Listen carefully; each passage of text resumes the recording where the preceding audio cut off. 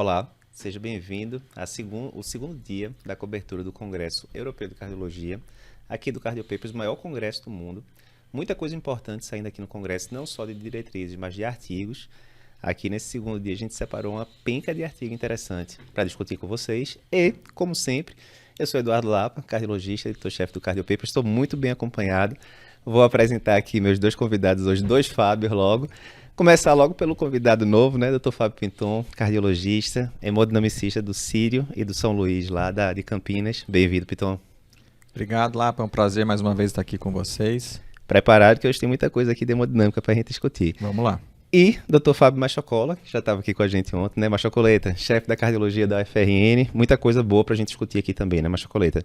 Hemodinâmica, ciência cardíaca, choque, devices. Diz aí, empolgado para esse segundo dia? Muita coisa interessante, bem empolgado, muita coisa pra gente discutir. Cuidado pra gente não passar do tempo e demorar muito, né? Hoje a gente tá empolgado. E ainda bem que tem hemodinamicista aqui pra ajudar a gente. Tempo porta discussão. Vamos lá. Boa. Só antes de começar, falando aqui pro pessoal, né? Lembrando aqui para o pessoal todo que toda essa cobertura do Congresso Europeu, a gente está colocando todos os principais pontos, vídeos, e-book resumindo todos os principais trabalhos lá na comunidade Cardiopapers. Se você não está na comunidade Cardiopapers ainda, você está de brincadeira. Eu vou pedir para o pessoal colocar aqui o QR Code na tela. E é totalmente gratuito, é exclusiva para médicos. E lá você consegue entrar, você tem casos clínicos do Cardiopapers que você não encontra em lugar nenhum. E você pode colocar o seu caso no consultório. Eu estou aqui com o paciente com ciência cardíaca, eu não estou conseguindo compensar direito. Está aqui o eco, o eletro, o que é que vocês fariam? E nossos tutores vão te ajudar a conduzir esses pacientes, dizer o que é que as evidências mais recentes falam e assim por diante. Tá aí o QR Code na tela para você conseguir acessar. Povo, vamos embora. Para esse segundo dia a gente separou aqui 6 trials, certo? Assuntos diversos, né? Muita coronária, muita insuficiência cardíaca na jogada. E a gente vai começar aqui com o FIRE trial bem importante aqui, para a gente discutir sobre infarto em idosos. Mas, Trocoleta, vou jogar a bola para você daqui a pouquinho. Vê.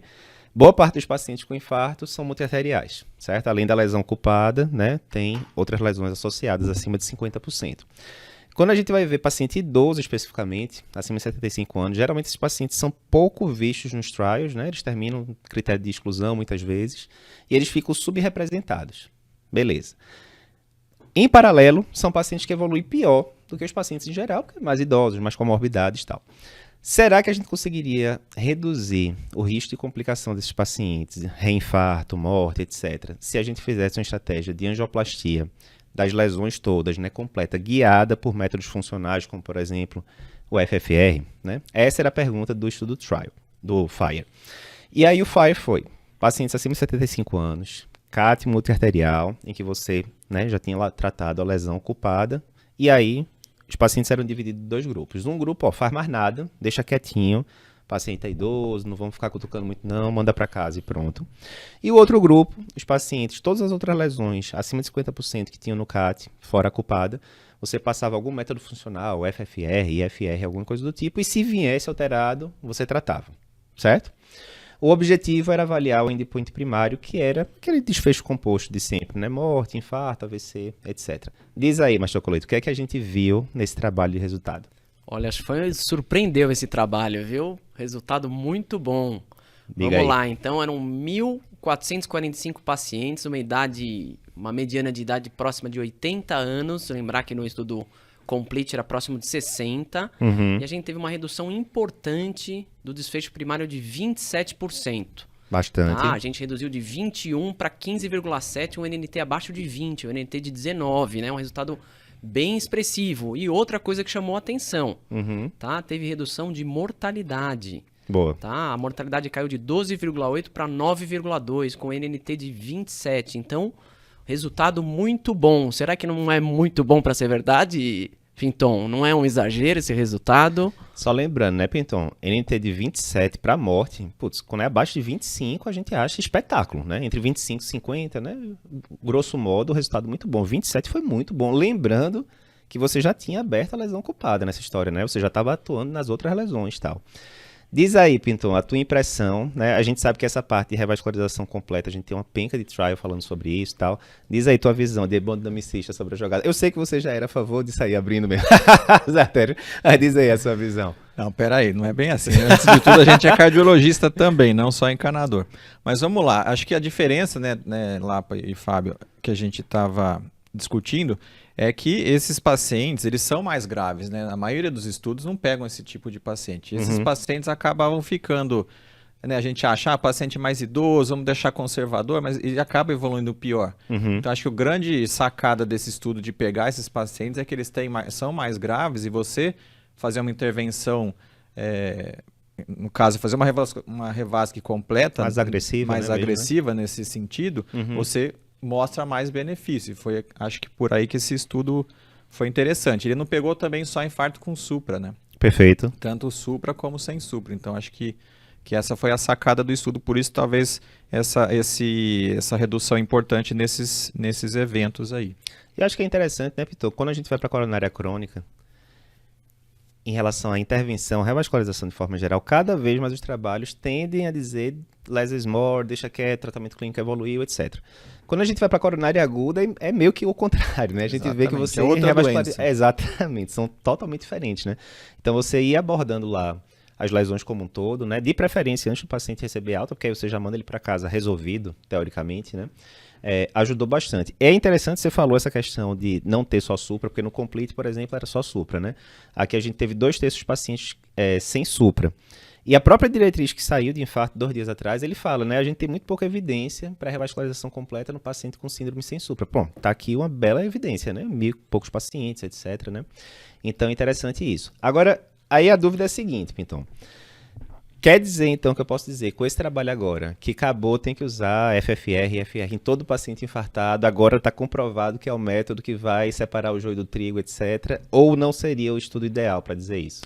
Não, então, isso que é importante a gente frisar. Todos os estudos que a gente tinha até então, eles só envolviam pacientes com infarto com supra. Então, a gente tinha lá o PRAME, que foi o primeiro, mostrar que revascularização completa versus não tratar a completa foi boa, mas um N pequeno. Aí vieram alguns estudos mostrando que fisiologia, tratar tudo guiado por fisiologia versus não tratar, a fisiologia também foi melhor. Depois o Complete mostrou que tratar tudo por angiografia versus não tratar também foi superior. Então a gente sabe que não tratar dá ruim. Dá ruim. Agora a gente não sabe ainda se tratar por angiografia versus tratar com fisiologia, qual deles é melhor. A gente teve o Flower, né, em 2021, que mostrou que tratar por fisiologia não foi superior. Igual, foi neutro, não né? foi superior. Então a gente não sabe. Então vai rolar agora o Complete 2, que eles vão randomizar, guiar por fisiologia versus tratar tudo por fisiologia versus tratar tudo por angiografia e avaliar se ele é não inferior no quesito de eficácia e se ele é superior no quesito de segurança, talvez por usar menos stent, enfim. Bem, eu acho que aqui vale aquela lógica de que a ciência não costuma dar saltos, né? Ela vai dando ali pequenos passos que vão se somando. Então, na hora que a gente soma Complete, esse Trial, Fire, etc, etc, cada vez mais, o resumo da ópera parece ser, estou com paciente infartado multiarterial, vamos resolver tudo na medida do possível. Não estamos falando de pacientes cirúrgicos, né? Aqui, o paciente estava com lesão de tronco 99%, com síntex de 50%, né? Aqui era tudo percutâneo. Então, a tendência é que você resolva a vida do paciente logo, né? Primeiro. E esse ajuste fino, mais granular agora, se vai só pelo olho, se vai por avaliação funcional, a gente ainda está rebuscando aí através de mais trials. Eu acho que seria uma boa conclusão, certo? Para esse primeiro estudo. Show. Mas, Chocoleta, segundo trabalho, vamos pular para a China aqui agora, para o estudo QUEST. Então, aqui a gente teve o seguinte... No último congresso, né, do American College, a gente falou muito de uma medicação difícil de falar. Quero ver se você vai conseguir falar, hein? Quero ver se o chinês tá bom, viu? O Tom Shiló, né, que teve no congresso do American College, se eu não me engano, a gente falou e veio resultados muito bons, né, da medicação chinesa e tal, no cenário de pacientes agudos e tal. Aqui a gente vai para a China também. A gente vai falar de uma medicação difícil de dizer o nome, eu vou pegar aqui a fila. Kili Qianxin. Aí, eu acho que foi razoável. E qual é o contexto aqui? Ciência cardíaca, fracionação reduzida, todo mundo sabe que é uma bronca, né? Alta taxa de desfechos. A gente tem várias medicações que surgiram aí ao longo das últimas décadas que diminuem desfechos, né? Favoravelmente. E surgiu essa história dessa medicação aí chinesa. É uma medicação da medicina tradicional chinesa, que são várias ervas juntas aqui, mais de 11 ervas, casca de tangerina, ginseng, semente de pimenta, enfim. e que tinham estudos aí sugerindo que poderia ter benefício na insuficiência cardíaca. Exemplo, baixava BNP. Por que será que faz isso? Aí tem uns mecanismos aqui que poderia atuar no PPR gama, etc. Enfim, tinha algum racional para isso. E aí o pessoal falou, tudo bem, a gente já tem estudos com endpoints, né, não clínicos, né, surrogate endpoints, tipo BNP, coisa e tal. Será que se a gente colocar isso em cima da insuficiência cardíaca de verdade, trial grande, muitos pacientes e tal, será que a gente consegue benefício? A história era essa, né? E aí o que é que foi feito? Foram randomizados pacientes, né, que tinham fração de ejeção menor ou igual a 40%, BNP aumentado, né, sintomáticos, já estavam usando, teoricamente, tratamento clínico, né, otimizado, na medida do possível. Diz aí se a gente vai ter que aprender o nome da medicação mesmo. O que é que veio o resultado aí do estudo? Diz aí. Então, essa medicação Tinshanshin, né, a gente é até difícil de falar, né, essas 11 ervas com vários modos de atuação em insuficiência cardíaca e fração de ejeção reduzida, mostrou também um resultado surpreendente. Claro que o estudo tem algumas críticas que depois a gente vai comentar. Foram randomizados 3.110 pacientes, aqui com segmento médio de 18 meses, tá? A média de idade dos pacientes 62 anos, né? A maioria homem, como a maioria dos estudos de CEFER, né? Diferentemente de CEFEP, como a gente viu no primeiro dia, com BNP elevado e uma fração de 32%. Então eram pacientes com IC grave, a maioria em classe funcional 2 e 3. E o que o estudo mostrou pra gente? Também um resultado além do esperado, um resultado surpreendente para um trial. Bastante. Tá? Uma redução de 5%, redução de risco absoluto. Então, foi 30% no grupo placebo, mostrando aí que são pacientes graves, em 18 meses com vários eventos, versus 25% no grupo que usou a medicação. Isso lembrando que era morte e hospitalização, né? Esqueci de falar do endpoint primário, morte e hospitalização. Morte, porque é um desfecho bem clássico, né? O desfecho de IC, né? Perfeito. Morte e hospitalização por IC, morte cardiovascular e hospitalização por IC, então reduziu em 22%, com NNT aí próximo de 20%. Então, resultado realmente bem interessante, uma redução de hospitalização por IC, tá? Ao redor de 24%, e uma coisa interessante, além de redução de BNP, e foi um medicamento seguro, tá? Não teve desfechos colaterais importantes, não teve, assim, grande suspensão do medicamento. Então, é um medicamento seguro, mas tem várias coisas pra gente discutir em relação a isso. Então, a gente sempre se pergunta, né, Masculita? Vi um trabalho. O trabalho veio estatisticamente significante, bem conduzido, etc, etc. Isso não quer dizer obrigatoriamente que você vai chegar segunda-feira e vai aplicar no consultório, na emergência, onde quer que seja.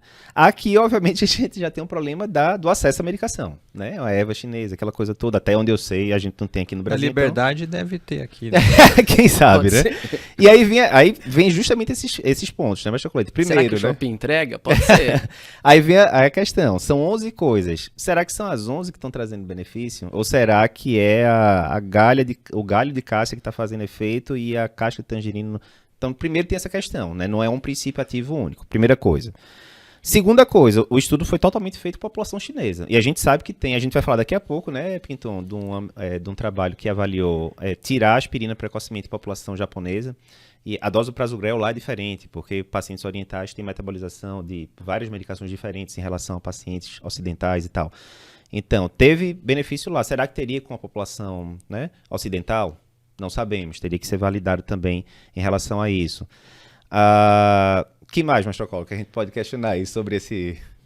Ou é o Tom Shiló do Congresso Europeu? Eu acho que é um estudo interessante, que tem que ser estudado mais a fundo, mas como você falou, 94%, né, eram chineses, Hong Kong ou China, então eles falam da etnia Han, tá? Então pode ser que tenha alguma coisa específica, mas em geral em medicina a gente não vê tanto diferença de acordo com a etnia. Outra coisa, né, que os pacientes na China, normalmente eles não estão bem otimizados do tratamento medicamentoso. A dose de ECA ou BRA em doses alvo era baixa e uma pequena parcela dos pacientes usou o ISGLT2. Nem 10%, né? Nem 10%, né? Será que se estivesse usando Será, tudo bonitinho, terapia quádrupla, quíntupla e tal, será que teria benefício E ainda? essa é a grande questão. São 11 ervas. Isso foi perguntado pro autor do estudo. Uhum. Ele enrolou, ele não disse, né? O que importa é a interação, né, Pinton? Então, É o sinergismo, foram né? estudadas as 11 juntas, né? Qual que teria o benefício, mas aí tem uma preocupação. Tem uma das ervas que tem um efeito glicosídeo, né? Que pode aí ter uma somatória, ou se o paciente estiver usando Sim. digital, e aí talvez contribuir para uma intoxicação digital. Então é algo Perfeito. que eu acho que tem que ser estudado, a gente não pode esquecer. Uhum. É uma mensagem interessante, uma redução importante. Se isso vai ser replicado ou não, não sabemos, mas é um estudo interessante, sim. E uma coisa interessante que a gente tava falando ali, né, no bastidor, né? Ah, mas pô, casca de tangerina, ginseng e tal, né? Qual é a lógica de se ajudar? É só a gente lembrar que a aspirina vem da casca do salgueiro, as glifosinas vêm da macieira, então assim, né? É totalmente possível ter um bocado de coisa aqui que sirva, mas é um primeiro estudo, a gente vai ter que aprofundar mais, aquela coisa toda. Eu acho que só né? bem rapidinho, uma última preocupação é que também em relação à aderência, são 4 cápsulas 3 vezes ao dia, né? É, Então, importante. também é outra coisa aí Importante. que poderia dificultar o tratamento a longo prazo. Boa. Lembrando que o paciente já está usando um catatal de coisa por trás, né? Não é monoterapia, obviamente, né? Já que é IC que fração de ação reduzida, né? E mais uma outra coisa que o estudo não incluiu eram pacientes com devices, né? Então não tinha terapia de sincronização cardíaca e praticamente nenhum dos pacientes usavam CDI. Então Perfeito. será que no tratamento atual essa erva, Uhum. conjunto de ervas, teria benefício? Perfeito. Bons questionamentos, mas ótimo, né? Bom saber notícias, né, de alternativas que a gente não estava considerando antes. Antes da gente ir para o próximo estudo agora, só fazer aqui a propaganda. Se você está vendo aqui essa cobertura do Congresso Europeu de Cardiologia, você certamente se interessa por cardiologia, ele está atualizado, de saber as principais novidades. E a gente sabe que o tempo para estudar é escasso, todo mundo aí, plantão, consultório, família, corrida, aquela coisa toda. Então, se você quer se manter atualizado de cardiologia, mesmo nessa correria toda, não vai perder dia 13 e dia 14 de outubro, aqui em São Paulo, onde a gente está gravando, né? A gente vai fazer o Cardio Papers Experience 2023. Para quem não sabe o que é o Cardio Papers Experience, é o nosso mega evento ao vivo, top, onde a gente fala disso. Vai ter sessão onde a gente vai falar os principais artigos de 2023, que tiverem sido publicados até outubro, né, na data do evento. Vai ter outra sessão que a gente vai falar as principais mudanças das diretrizes, já foram mais de 23 diretrizes das principais sociedades só esse ano. Então, dessas 23, o que é que você tem que saber obrigatoriamente para aplicar ali na prática da beira do leito, entre vários outros temas. Se você não viu, não teve presente no Cardio Papers Experience 2022, vou pedir para só liberar aqui um breve trecho para você ver um resumão do evento.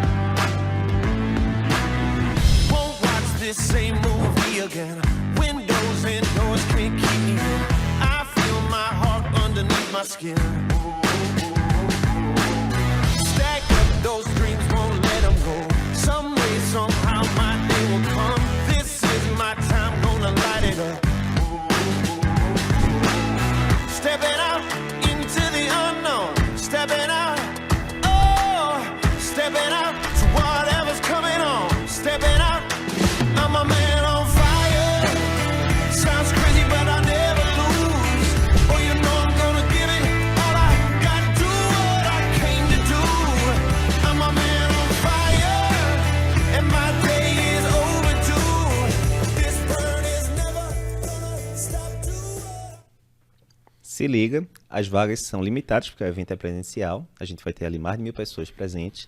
E, se você não garantiu sua vaga ainda, a gente vai colocar aqui na descrição do vídeo um link que você vai conseguir clicar e garantir sua vaga lá para encontrar a gente presencialmente em outubro. Dito isso, voltando aqui para a programação regular.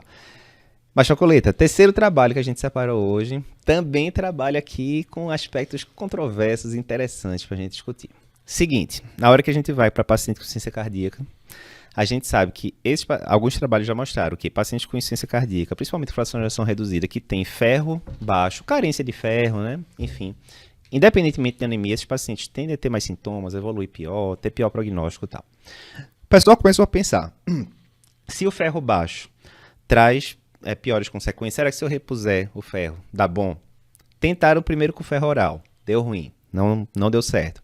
Aí tem a questão de epsidina, aquelas coisas todas. Será que se a gente fizer venoso, dá futuro? Aí foram para alguns trials sobre o assunto. Primeiro a gente teve o trial lá, firme, em 2020, usando carboximaltase férrica. E o estudo foi neutro, mas ele sugeriu ali numa subanálise que talvez tivesse benefício de hospitalização. Ano passado, teve o estudo Ironman, né, em 2022, com outra apresentação de ferro, e foi um trial que foi neutro, não teve benefício, mas como ele pegou ali a época do Covid, o pessoal fez os ajustes lá, tirando algumas perdas que teve por Covid, etc., e sugeria talvez ser positivo, quem sabe. E tem meta-análise somando esses dois trials e outros também, que também sugeria alguma coisa ali em relação à internação. Mas assim, sempre meio que em cima do muro, né, nada muito definitivo.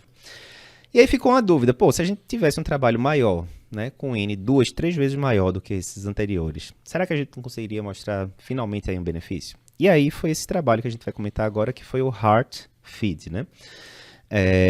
Que é basicamente o quê? Ele pegou pacientes com fração de ejeção menor do que 40%, que tinham deficiência de ferro, normalmente o critério, né, ferritina menor do que 100, ou entre 100 e 300 com a saturação de transferrina baixa, enfim, só para complementar. E esses pacientes, então, né, que preenchiam esse critério, eles já eram divididos, ou ficava o tratamento usual, placebo e tal, ou o tratamento usual mais carboximaltose férrica por cima. E o endpoint primário era o quê? Ao longo de um ano, morte, hospitalização por IC, e também tinha teste de caminhada que a gente comentou, né, o pessoal usa muito trabalhos com insuficiência cardíaca. Beleza, esse era o contexto, e foram randomizados mais de 3.600 pacientes, muito acima dos outros dois trials, né? Diz aí o que é que a gente encontrou de resultado nesse trabalho. Importante esse tema, né? Porque é muito comum deficiência de ferro, né? Na IC, mais de 50% dos pacientes têm. Quanto mais avançada a classe, maior. O que a gente encontrou? Esse trial realmente foi um número bem maior de pacientes que os outros. Foram 3.605 pacientes, com uma média de idade aí de 68 anos, fração de 30%. E lembrar que não precisa ter anemia, que os pacientes tinham HB de 12,6, com uma ferritina de 56, né? Então, perfeito. O que a gente encontrou? A gente encontrou que no grupo intervenção, que usou a carboximaltose intravenosa, tá? A gente encontrou um desfecho de 8,6 contra 10,3, mas sem... Em relação à morte, isso. Em relação à morte, né? Mas sem diferença estatística, tá? E morte e internação também não teve diferença. Quando juntava tudo também, teste de caminhar, tudo também sem diferença, né? Tá? E aí? É aquela... Sem diferença... Prego no caixão ali da reposição de ferro ou não?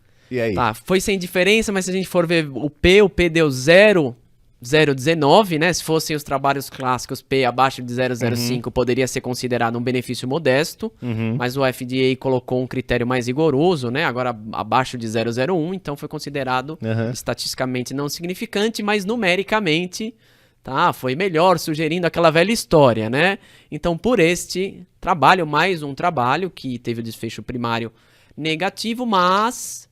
Em seguida, esse mesmo trabalho foi usado... Teve um plot twist logo na sequência. Uma meta-análise. Já estava programado. Já estava programado com os outros dois. E é uma meta-análise muito mais interessante, que é uma meta-análise de dados individuais, certo. Uma baixa heterogeneidade do estudo, ou seja, populações bem parecidas, trabalho com desenho parecido, e aí sim a gente viu redução de desfecho. Então, só contextualizando, né, Machacolo? Você pega lá um trabalho de 1.000 e poucos pacientes, outro de 1.000 e pouco, outro de 3.000 e pouco, tal.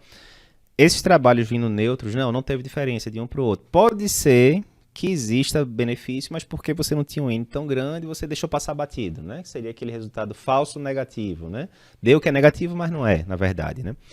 E aí, a meta-análise pode ajudar nesse sentido. Na hora que você junta trabalhos ali, você vai ganhando mais volume. Qual é o problema em meta-análise? É quando você começa a misturar um bocado de porcaria, entre aspas, né? Um bocado de trabalho heterogêneo, não tem nada a ver um com o outro, coloca trabalho, observação, enfim. Aqui não parece ser o caso, né? Primeiro, era dados individuais de cada paciente, ele tinha um dado lá. Segundo, como você mesmo falou, heterogeneidade bem baixa e tal, né? E conseguiu, se o trabalho maior que a gente tinha era esse, agora de 3.600 pacientes, pulou agora para 4.500, um N ainda maior, e aí sugerindo 16% de redução de internação por insuficiência cardíaca, que é um desfecho relevante, o paciente não quer internar e por aí vai, né? Essa seria a maior análise, né, que a gente tem de ferro venoso na insuficiência cardíaca por enquanto. Tinha outras meta-análises, mas essa daqui torna-se a maior por enquanto. E aí é o seguinte, Macho Chocolate, quando a gente vai para as diretrizes da SBC, por exemplo, 2021, as diretrizes não são muito diferentes em relação a isso, não. O que é que ela diz, basicamente, né? Você pode considerar o uso intravenoso, né, de carboximaltose férrica em pacientes que têm critérios muito parecidos com esses, né? Ferritina abaixo de 100, etc, etc.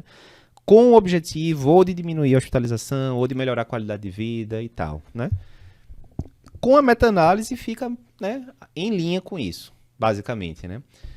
Não seria da gente esperar grandes mudanças aí da diretriz, considerando esse conceito da meta-análise, concorda? Ou não? Você acha que muda para um lado, para o outro? Concordo. Acho que vai... A diretriz brasileira e a europeia já colocou, acho que vai ser uma indicação a se considerar, tá? De acordo com a deficiência de ferro, mas uma questão aqui no Brasil que é importante, foi usada a carboximaltose férrica, né? Então, a maioria dos locais aqui acaba usando hidroxiférrico, tá? Então, lembrar que a gente tem no Brasil, tá? Em geral, a gente vai fazer 2 aplicações, com intervalo de 1 semana, e é muito importante se atentar ao medicamento correto. Perfeito. Não é qualquer reposição de ferro. Perfeito. Porque nos hospitais aí, a maioria dos locais a gente não tem disponível, não pode falar o nome comercial aqui, né? Certo. Mas é importante isso. E eu acho que sim, a reposição de ferro é um tratamento que deve ser considerado nos pacientes com insuficiência cardíaca. Sim, e que a gente já comentou ontem que melhora de sintoma, qualidade de vida, internação, são importantes, apesar de não reduzir mortalidade. Só contextualizando também, 2 segundinhos, Piton. Aqui a gente teve o teste de caminhada e que aumentou 4 metros só, né? Saiu de 4 no grupo placebo para 8, né? E sem diferença significante. Lembrando só que a gente comentou do STEP ontem, né? Do uso de GLP-1 em pacientes com fracionalização preservada. A gente teve um aumento de 20 metros lá, né? Que... Para você que não está tão acostumado como eu, né? A gente não está fazendo todo dia teste de caminhada no hospital, geralmente.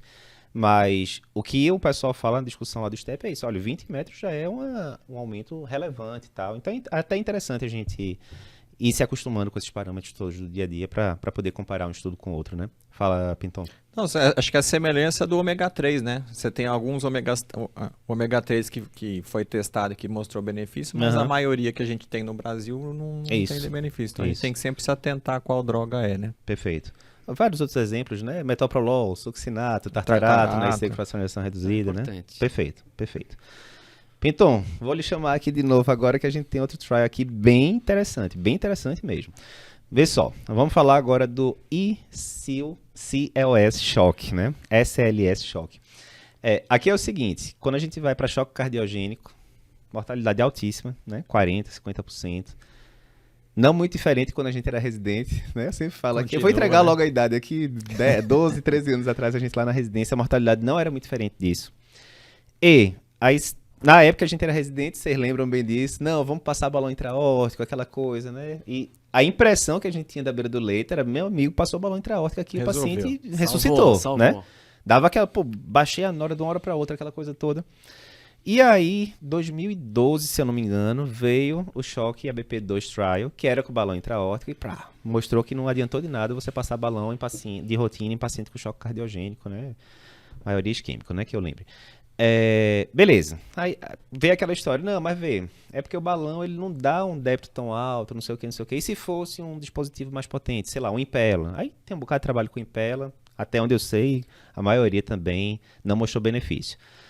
Mas o Impella ajuda, mas e se fosse uma extracorpórea da vida, um ECMO e tal, né? E ECMO ganhou muita evidência, né? Na época de Covid, aquela coisa toda, pulmão branco, né? Enfim. E aí, será que se a gente fizesse uma ECMO ali precoce, né? Veno arterial nesses pacientes, a gente conseguiria melhorar a situação deles? Porque o que a gente tinha até agora era estudo observacional, trial pequenininho, nada que desse para bater o martelo. E aí desenharam esse trabalho que saiu no New England simultaneamente. E o que é que ele fez? Ele pegou pacientes adultos com choque cardiogênico de origem isquêmica, podia ser infarto com supra ou sem supra, os dois, e que estava com o planejamento de tratar a lesão ocupada, né? Coisa e tal. Beleza. Um grupo era tratamento padrão, não recebia, né, a ECMO, e o outro grupo recebia a ECMO. Né? Eles deixavam bem claro que era para evitar ao máximo ter qualquer crossover entre um grupo ou outro, ou seja, você é do grupo que não é da ECMO, você não vai botar ECMO, a não ser que seja a última coisa aqui que a gente possa pensar e tal. A gente vai comentar daqui a pouquinho. E o objetivo era ver o quê? Mortalidade em 30 dias, pacientes gravíssimos, então em 30 dias, né, já vai mostrar aí para que veio. E os pesquisadores acharam, né, ali no cálculo deles, a gente acha que vai cair a mortalidade de 49% para 35%, que é uma baita redução, né? A cada 6, 7 pacientes que você tratar, você ia salvar uma vida, né? Mas, Chocolate, e aí? Deu certo ou não deu? Diz aí. Infelizmente, mais um dispositivo aí que não mostrou o resultado que a gente gostaria, né? Já teve o balão, como falou, a impressão era que tinha benefícios, os trials randomizaram, mostraram que não, tá? Impela, e agora a ECMO veno-arterial, né? Que na Covid a gente viu muita ECMO veno-venosa. Isso. Lembrar que a ECMO veno-arterial ela substitui tanto a função de bomba do coração, ela ajuda, né, um suporte circulatório mecânico, quanto o pulmão. Certo. E o que a gente viu? Não teve diferença de mortalidade. A mortalidade foi bem alta nos dois grupos, mostrando a gravidade dos pacientes. Lembrar que quase 80% desses pacientes tinham tido PCR, então chegaram em choque cardiogênico, muitos Certo. evoluíram com PCR, e foi 47,8%, tá, no grupo sem ECMO, tá, e 49% no grupo ECMO. Não teve diferença e teve muito mais complicação. Muito mais sangramento, importante, né? 23% versus 9%, então mais do que o dobro, tá? Além de problema no local de acesso, relacionado ao acesso, Certo. requerendo intervenção de cirurgião vascular, né? Então, o que a gente tem de mensagem, infelizmente, para os intensivistas, cardiointensivismo, né? Aumentou muito o uso da ECMO nos últimos anos, mais de 10 vezes. Tá? A gente gostaria que tivesse, mas infelizmente o resultado foi negativo. Existe um custo muito alto. Tá? Perfeito. Então, acho que é algo que a gente deve, de agora em diante, Repensar, né, direitinho. repensar. Pinton, primeiro, né, essa parte de intervenção vascular, complicação vascular necessitando de intervenção para salvar o membro, por exemplo, subiu pra caramba realmente, de 4% para 11%, né? O calibre, né, você estava dizendo da cânula é bem maior do que um catéter normal, até do que o catéter de diálise, né, que a gente acha com espessura aumentada, né, em relação a um catéter central. Então tem esses problemas. E uma das coisas que vou querer que você comente depois só rapidamente de aspectos técnicos aí que você acha relevante. Uma coisa relevante foi isso, né? Tem alguns outros trabalhos que já aconteceram com dispositivos que o pessoal fala, no final das contas não teve diferença porque quem estava no grupo controle, quase todo mundo migrou para o grupo intervenção e aí dilui, fica todo mundo igual. Aqui não foi isso. Aqui a gente teve 12%, só 12,5% dos pacientes do grupo controle terminaram recebendo ECMO. Então foi muito pouco, né? Praticamente 90% do pessoal ficou lá realmente sem receber. Ou seja, não podemos usar essa desculpa, entre aspas, para dizer que o trial foi neutro, porque, né, migrou o pessoal. Acho que esse é um ponto importante para o estudo. Segundo, é um trial de 420 pacientes. Eduardo, mas a gente está tão acostumado com trials de 5, 10 mil, 20 mil pacientes. 400 pacientes não dá para nada. Lembrar, né, que isso aí depende muito da gravidade do paciente. Você está falando do paciente que morre metade das vezes em um mês, né? Você não vai precisar de uma quantidade gigante para mostrar benefício. Mas diz aí, Pinton, tuas impressões aí, você que já passou muito balão, já passou Impela, já viu, enfim, diz aí a tua impressão sobre suporte mecânico aí nesses pacientes chocados. Acho que esse trabalho mostra a importância que é a gente sempre fazer o trabalho para mostrar benefício, porque em teoria, a fisiopatologia de você usar um dispositivo, ela é muito... Faz todo sentido. Né? Não faz sentido. Nosso paciente lá, vou botar um balão, não vai ter nenhum benefício. Botar um Impela, que vai, sei lá, vai dar um débito de 3 litros por minuto, não vai ter benefício um ECMO. E a gente tem que também lembrar, né, que os recursos que a gente tem na medicina, eles são finitos também, né? A gente não pode sair colocando em todo mundo. A lei número 1 da economia, né? Então, infelizmente, a gente tem que também pensar na custo-efetividade. A gente acha que, né, a nossa esperança é que esses dispositivos reduzam, de fato, mas todos, como você já falou, todos os trabalhos até agora, era de se esperar que por ter uma mortalidade tão alta, um pouquinho de benefício você já conseguiria demonstrar no estudo, mas não foi o que aconteceu até agora. E é importante também frisar isso que você falou. Primeiro, não fazer o malefício, né? Sim, sim. Então, a gente passa de um balão intraórtico, que é 7,5 French, né? Que é, sei lá, mais ou menos ali uns 3 centímetros. Aí você vai passar para um Impela ou para um ECMO, que são, no caso o ECMO, que são duas, né? Canulação venosa e arterial. O Impela também você passa para praticamente o dobro, né, de calibre. A chance de acontecer a complicação também é maior. Então, além de não ter benefício, você causar malefício, então a gente tem que, de fato, fazer aí, talvez juntar agora todos os estudos para ver como você falou. Se não é a mesma coisa de ter um falso negativo, né? Se você aumentar o N, né? Colocar, de vez, sei lá, 400, botar... Né? Eles foram bem agressivos na meta, 20% talvez tenha sido exagerado.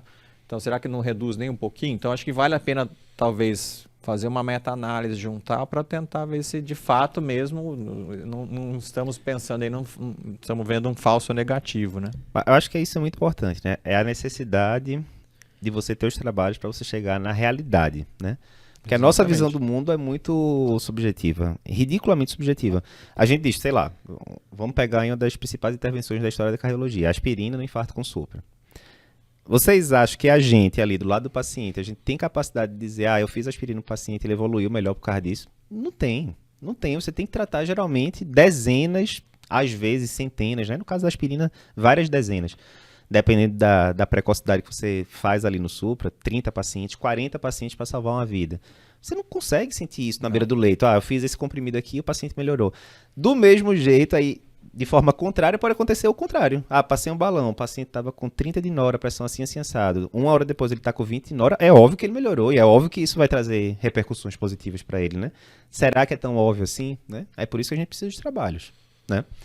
E eu sei que vai ter gente que vai dizer, não, mas na prática clínica eu tô ali vendo e melhora pra caramba e não sei o quê. Mas veja, é para isso que a gente precisa dos números, né? Centenas e centenas e centenas de pacientes sendo avaliados rigorosamente da mesma forma, né? E uma coisa que a gente sempre discute quando a gente vê esses baldes de água fria, será que não demorou muito para passar? Será que não passou muito tempo depois? Então, a gente já tem análise de registro que quanto mais precoce, maior o benefício. Mas também temos que pensar que não é sempre que você vai conseguir passar precoce. Quem tem um ECMO à disposição num hospital, né? Então a gente também tem que pensar na realidade, né? Mas o interessante é que nesse caso os pacientes passaram precoce, né? Já na angiografia, muitos passaram até antes da intervenção, da angioplastia primária, alguns passaram durante e logo após.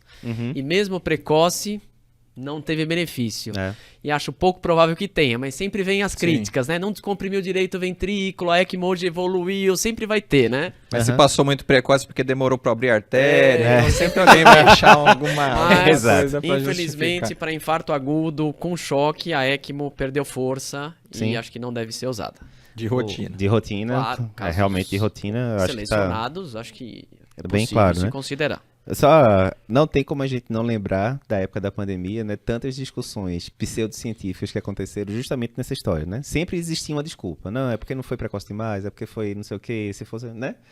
E as pessoas simplesmente não querem enxergar o que a ciência tem para informar, né? Exatamente. Não caiamos nesses vieses, né? E lembrar também que as meta-análises elas têm que ser bem feitas, né? Não juntar um monte de trabalho. Aqui você vai achar o que você quer. Se você juntar um monte de trabalho ruim, você é vai a velha regra da informática de garbage in, garbage out, né? Se você colocar coisa ruim pra dentro, vai sair coisa ruim no final e, enfim.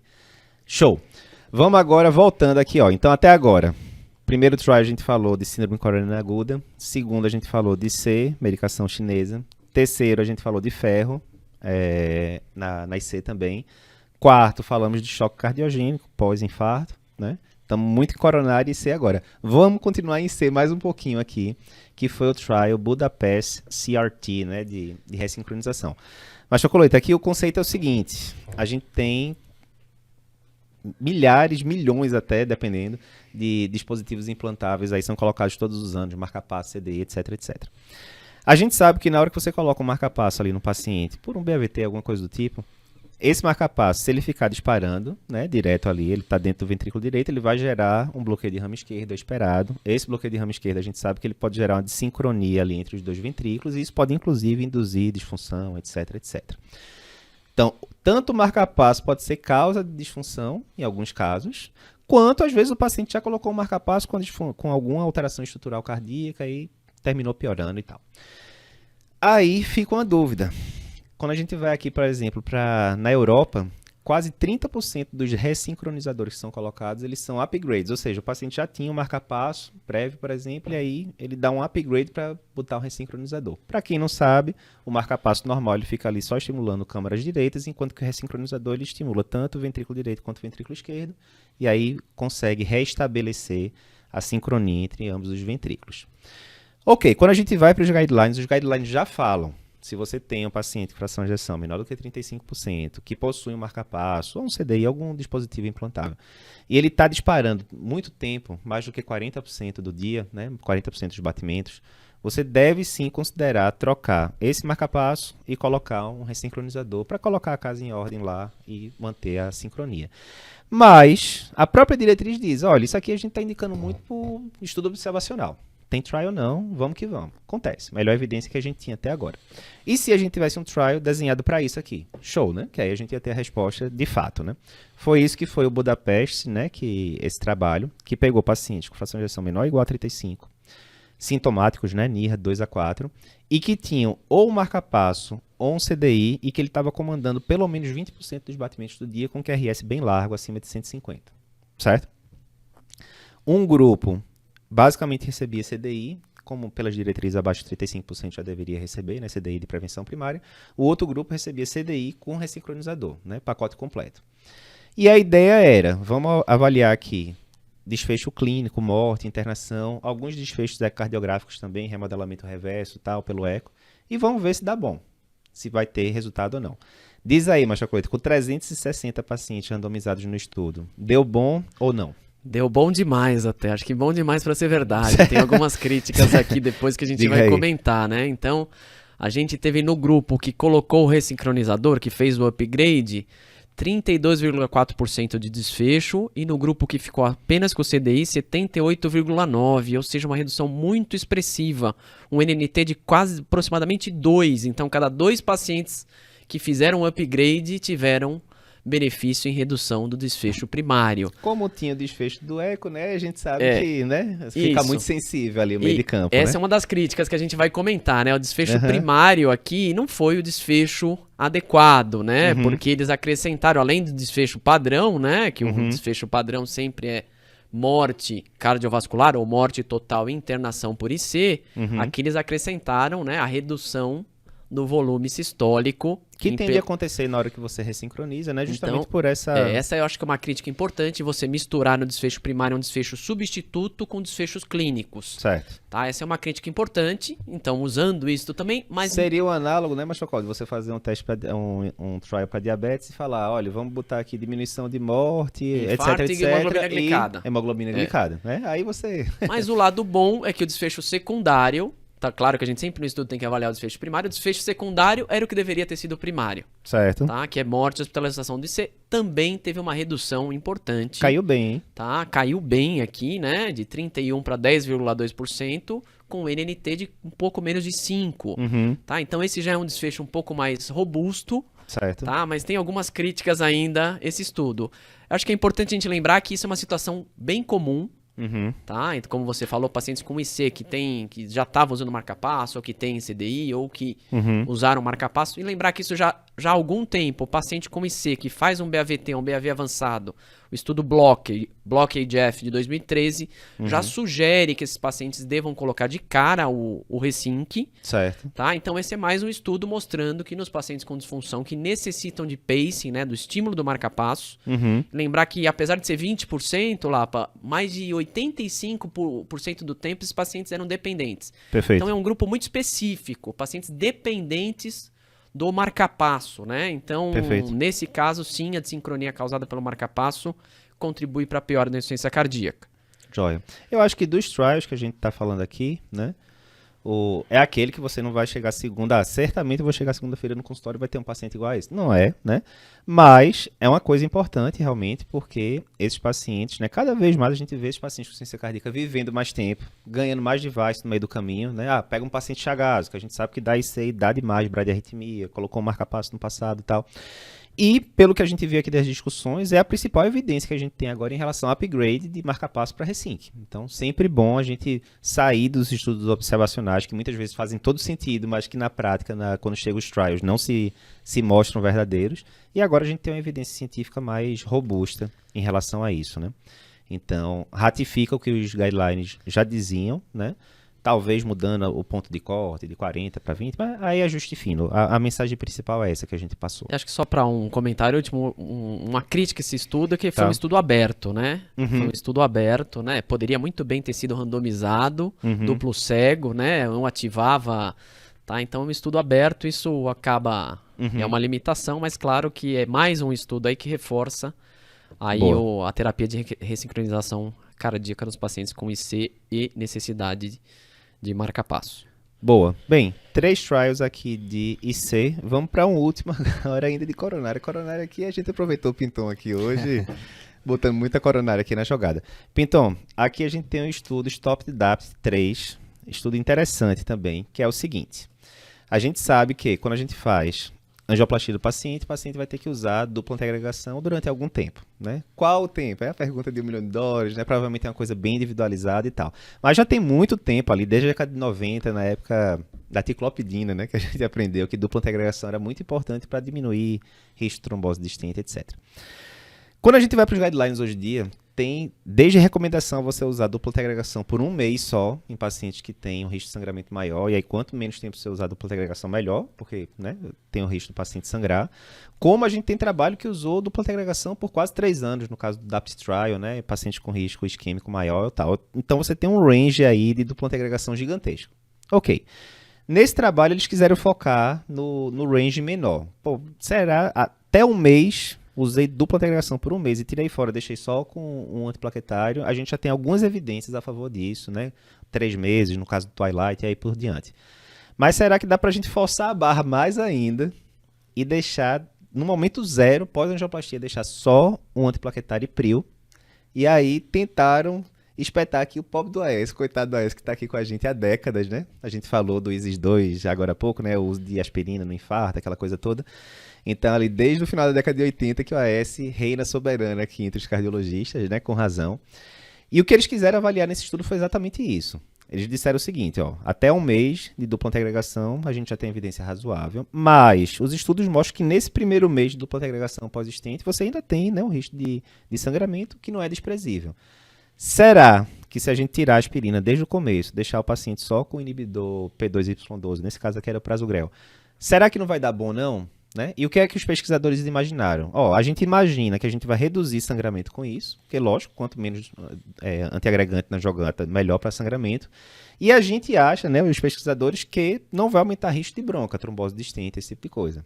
Né? Essa é a hipótese.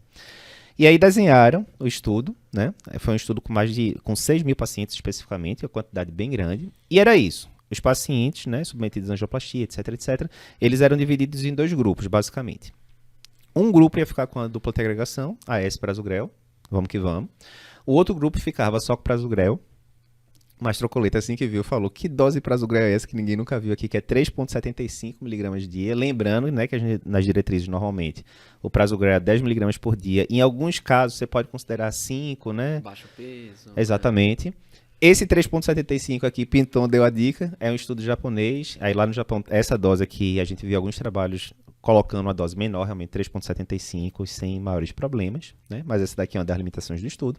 E era isso, ó. Um grupo vai ficar com esse prasugrel, de boa. O outro grupo vai ficar só com prasugrel e Deus protege, vamos ver o que é que vai acontecer, certo?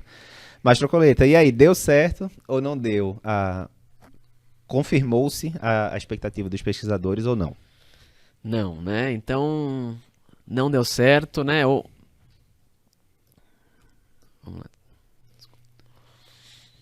Não teve, né, superioridade em relação a sangramento e atingiu não inferioridade em relação a eventos isquêmicos, né? Então, não atingiram o que a gente esperava. Ou seja, né, se a gente for pensar, não diminuiu o sangramento, não trouxe vantagem, certo? Beleza. Isso daí já caiu por terra. Mas aí tinha essa hipótese. Não, vai ser não inferior, vai dar elas por elas ali em relação a evento isquêmico. Até foi não inferior, mas quando você vai ver, teve um pouquinho mais de trombose distente no grupo que suspendeu precocemente a aspirina. Teve um pouquinho mais de necessidade de revascularização de urgência, né, nesses primeiros 30 dias no paciente que suspendeu a aspirina. Então, os próprios pesquisadores falaram, pelo visto não é a hora da gente abandonar a aspirina ainda. Mais uma vez, trabalho com 6 mil pacientes, tem essa questão da dose do prasugrel, né, que é um pouquinho menor e etc. Mas aí eu pergunto, Pinton, quer dizer que a aspirina está tranquila aí em berço esplêndido, chance zero dela sair aí da prescrição da gente pós-angioplastia e tal, ou tem alguma coisa aí que possa vir do Brasil, talvez, trazendo novos dados aí? Levantou a bola. Certo. Não, mas é interessante, só fazendo um retrospecto, né? a gente sempre usou a aspirina, sempre foi a antiga, né? Aquela que você já falou. E a gente sempre foi acrescentando antiplaquetários, né? Então a gente deu aspirina mais clopidogrel. A gente nunca fez aspirina ou clopidogrel, sempre na associação. E nunca a gente parou para pensar, né? Pô, será que tirar a aspirina agora com esses novos? Então era aspirina mais clopidogrel, agora aspirina mais brilinta, né? O ticagrelor, aspirina mais prasugrel. Então assim, sempre vai crescendo. Será que agora, até com esses potentes, né? Tanto o prasugrel como o ticagrelor, a aspirina, será que faz uma diferença? E tem alguns estudos aí que estavam mostrando que talvez pudesse tirar e ir bem. E aquele negócio, né? Então, o pessoal foi diminuindo. 9 meses, 6 meses, 3 meses. Normal, né? A medicina é assim mesmo. Ninguém ia chegar de cara e falar, tira a aspirina aí, não. E antigamente a gente tinha os stents de primeira geração, que eram mais parrudos, né? Eram, assim, a cicatrização demorava mais. Mais parrudos no mau sentido, né? Exatamente. A malha mais espessa. Eles eram mais, a haste mais espessa, o polímero era maior, então uma série de coisas. Agora já tem polímero absorvível, a haste bem ultra fina, metade do que era antigamente. Então, assim, tudo melhorou isso muito e contribuiu, facilita para não ter trombose, cicatrização, né? A gente agora tem uma série de coisas técnicas lá, agora a droga fica só mais em contato, não fica no stent todo, então tudo isso diminuiu a inflamação e a cicatrização encurtou, e isso você permite um uso mais, uma suspensão mais precoce da dupla antiagregação. Perfeito. E agora com esses inibidores potentes, será que talvez deixar só inibidor potente não seria equivalente e você tirar a aspirina não sangraria menos? Então, tem alguns estudos surgindo. Teve um estudo piloto, né, o ACET, que foi feito aqui no Brasil, que era um N pequeno, era só para mostrar que talvez não tivesse trombose. E mostrou que teve praticamente, acho que 0 evento. Acho que teve um evento só no estudo todo. Então, era um estudo piloto para mostrar que era factível fazer um estudo maior. E está em andamento um estudo brasileiro, né, o New Mindset, ele é coordenado aqui pelo Dr. Pedro Lemos e deve sair em breve, está na fase final de inclusão de paciente. E a gente acredita que assim, não foi interrompido nada, né, então já é um sinal que talvez a gente tenha algum resultado satisfatório. E a diferença é que não é numa população japonesa, numa população brasileira, e não era só de uma droga, não era só do prasugrel, pode ser prasugrel ou ticagrelor. E aí a dúvida é, será que ela não é equivalente, né, em termos de eficácia, e que sangre menos? Então a gente quer que seja não inferior no quesito de eficácia e superior no quesito de segurança, que você vai tirar uma droga, então provavelmente sangre menos. Então a gente espera que tenha mais dados aí que possam contribuir com essa resposta. Perfeito. Eu acho, bem, é um dado relevante, né, do StopDAP. A gente sabe que por enquanto, nesse perfil aqui, tirar aspirina no momento 0 não é o ideal, mas vamos ver os outros estudos, né?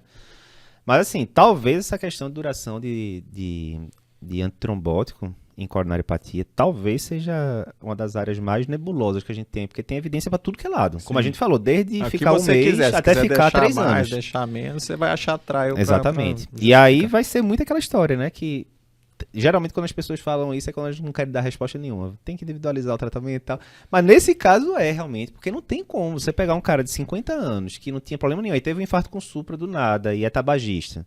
Você comparar com a senhorinha de 93 anos que pesa 40 quilos e que tem lesões multiarteriais, diabetes, não faz nem sentido você usar a mesma duração de dupla antiagregação, etc., nesses dois pacientes, porque são mundos completamente diferentes, né? Tem lesão coronariana, os dois, ok, mas o resto, né, muda tudo. E né? lembrando que tem angioplastias e angioplastias. Também. Né? Fazer uma angioplastia de uma lesão focal, de uma coronária direita calibrose, uma de tronco bifurcado, múltiplos stents também, não dá pra gente deixar ao mesmo tempo de dupla antiagregação, né? Então, perfeito. Essa é uma mensagem importante. E muitas vezes a gente esquece de estimar o risco de sangramento. A gente faz no jeitão, na maioria das vezes é fácil, tá? Então, um cara jovem sem comorbidades tem baixo risco, mas é importante a gente estimar o risco de sangramento. Tanto as diretrizes dos pacientes de mais alto risco, a tendência é ser cada vez menos agressivo, e acho que a tendência até nos pacientes que não são de alto risco, eu vou chutar aqui ainda, Pinton, a gente estava discutindo isso, acho que no futuro vai ser AS e o antiplaquetário potente só durante a internação, tá? Vai ser antiplaquetário potente por 1 mês, e depois eu deixaria o clopidogrel em seguida, a não serem casos ultra selecionados. O que você acha disso, Pinton? Eu acho que Jogou na fogueira aí. Lembrar que a evidência... Muito amigo, muito amigo. A evidência até o momento, né, é a S mais outro antiplaquetário, tá? A gente vai usar aí por 1 ano, depois do evento agudo, se o paciente não for de alto risco de sangramento, e depois deixar a S ou clopidogrel. Na minha opinião, deveria ser o clopidogrel, a gente vai discutir quando falar da diretriz. Uhum. E lembrando também que tem um contexto, né? Da aqui crônica e aguda. Sim, com certeza. Então, a crônica, acho que para encurtar, a gente não tem problema nenhum. A aguda, a gente tem todo aquele problema de fase inflamatória e tal. Então, a gente tem que pensar. Mas, como você falou, né Márcio Cola, acho que nesse período precoce, que a gente tem mais trombose e tudo, acho que deixar com mais potente faz todo o sentido. E é o que a gente viu, né? Eles mostraram que foi superior ao clopidogrel. E já tem alguns trabalhos mostrando que depois ali do 3º mês, talvez você descalonar, né, que pode ser ou tirar uma droga ou trocar de um potente para o clopidogrel, também não foi ruim. Então acho que a gente só não sabe se vai dar para deixar só com o clopidogrel, porque tem aquela questão da resistência, né, 30% de resistência. Então, por isso que eles estão testando com esses novos, Perfeito. Né, os mais potentes, mas... Pessoal, então, agora fazendo aqui o wrap-up, né, primeiro... Lembrando, né? Você está aqui, tô vendo aqui do meu lado aqui o QR Code. Se você não está na comunidade ainda, entra. É exclusiva para médicos, totalmente gratuita. A gente vai liberar daqui a pouquinho. Já está lá o resumo do primeiro dia, um e-book com as 7 páginas, com os principais trials.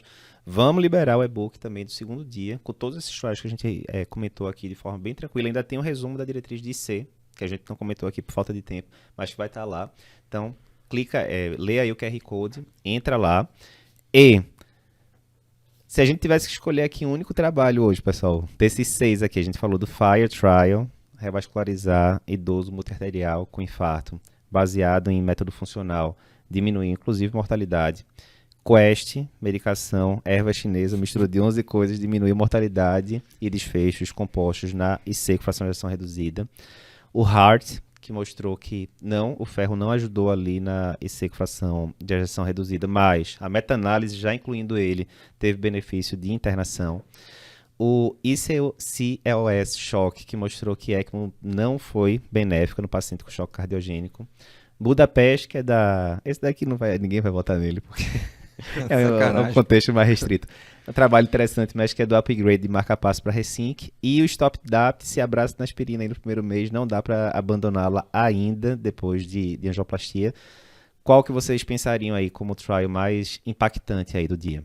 Acho que o FIRE, né? Por ser o infarto a principal causa de morte no mundo, né? Uma população muito comum, né? Acho que é o mais relevante hoje, o que tende aí a alterar mais a prática clínica, ter mais relevância para a prática clínica pela frequência e importância do tema, eu acho.